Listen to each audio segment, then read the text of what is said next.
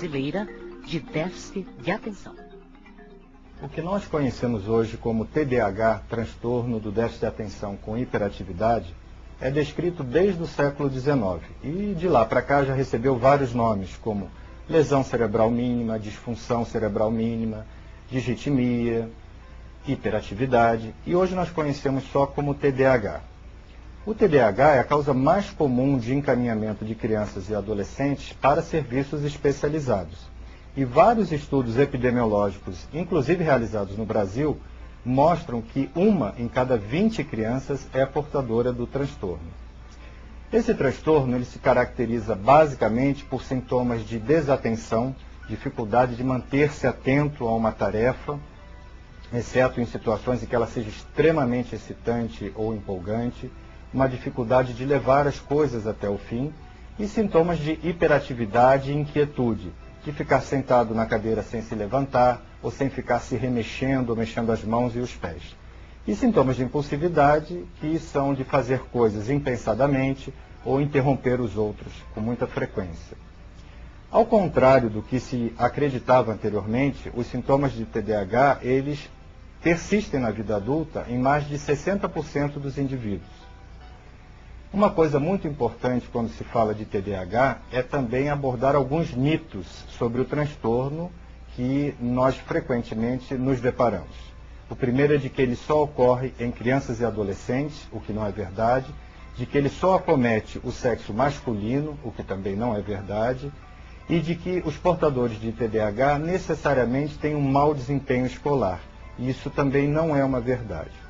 Um último mito que é muito importante é dizer que o tratamento é exclusivamente medicamentoso. Embora a medicação seja necessária, como nós veremos adiante, muito frequentemente é necessário intervir junto ao próprio paciente, junto à sua família e também junto à escola. À medida que a ciência foi avançando, a causa de inúmeras doenças foi sendo melhor compreendida pela medicina. No caso específico do TDAH, os estudos científicos mais modernos mostram que existe uma grande influência genética no aparecimento do transtorno. E esses genes que estariam envolvidos com o TDAH fariam com que determinadas regiões do sistema nervoso, do cérebro, funcionassem de forma diferente nesses indivíduos. O TDAH ele não é secundário à forma como as crianças são educadas, a uma falta de limites imposta pelos pais ou qualquer outro fator externo. É uma doença principalmente neurobiológica. Por que é importante saber se uma criança tem ou não TDAH? Por que é que é preciso fazer o diagnóstico? Porque há vários estudos demonstrando que os portadores de TDAH têm muito mais complicações nas suas vidas do que o resto da população. As crianças com TDAH e os adolescentes, eles têm mais acidentes do que os demais. Quando esses acidentes ocorrem, eles tendem a ser mais graves.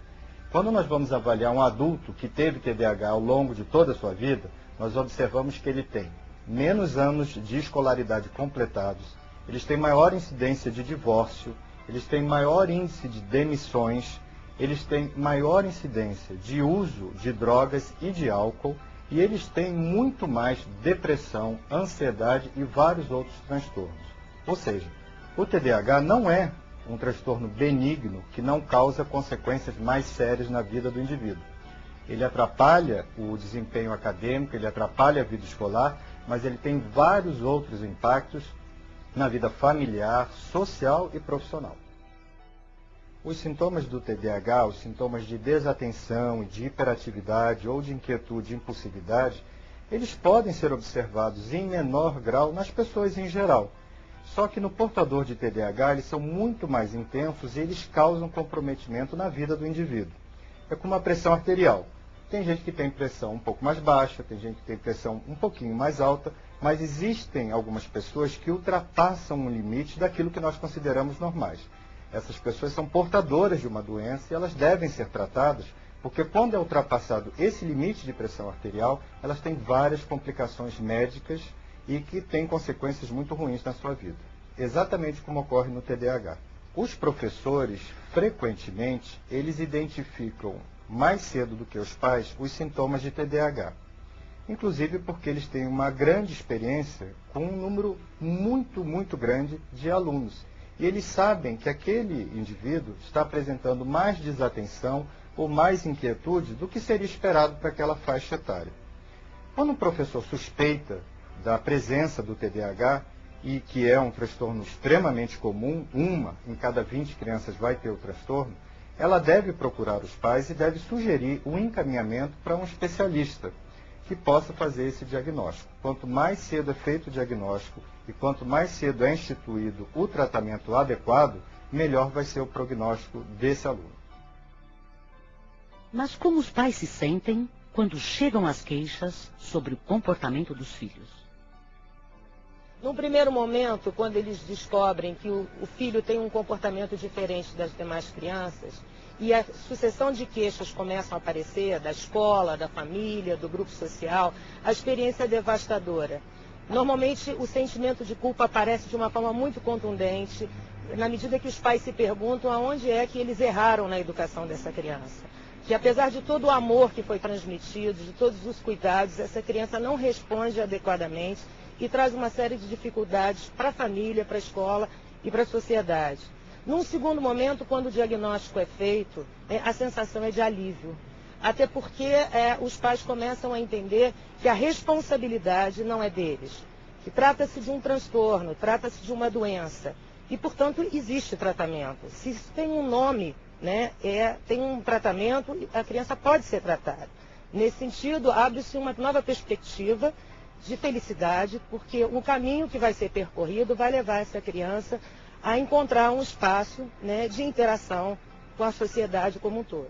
Existe uma preocupação muito grande hoje em dia em se determinar qual é o melhor tipo de tratamento para cada uma das doenças que nós conhecemos. No caso específico do TDAH, todos os estudos científicos que nós dispomos mostram que a medicação é uma peça fundamental para o tratamento. Ou seja, frequentemente ele não é suficiente, é necessário fazer uma intervenção psicológica, junto à família, junto à escola, mas a medicação ela é necessária. É uma peça fundamental no tratamento. Do mesmo modo que os pais e os professores devem conhecer o TDAH e ficar atentos para fazer uma identificação de uma criança ou de um adolescente com TDAH, eles devem também procurar se informar sobre os medicamentos utilizados no tratamento do transtorno. Existem vários medicamentos. Os medicamentos de primeira linha, de primeira escolha, são os psicoestimulantes e eles devem ser dados na dose correta, eles têm durações diferentes, é importante conhecer as durações, é importante conhecer os efeitos colaterais, o que esperar dos medicamentos, é importante conhecer bastante bem essa parte do medicamento para auxiliar no desenvolvimento do tratamento do indivíduo. A Associação Brasileira do Déficit de Atenção, ela disponibiliza no site muitas informações sobre medicamentos. E eu acho que, do mesmo modo que pais, professores, devem procurar conhecer o transtorno para poder identificar precocemente, eles também devem conhecer sobre o tratamento, inclusive sobre o tratamento medicamentoso.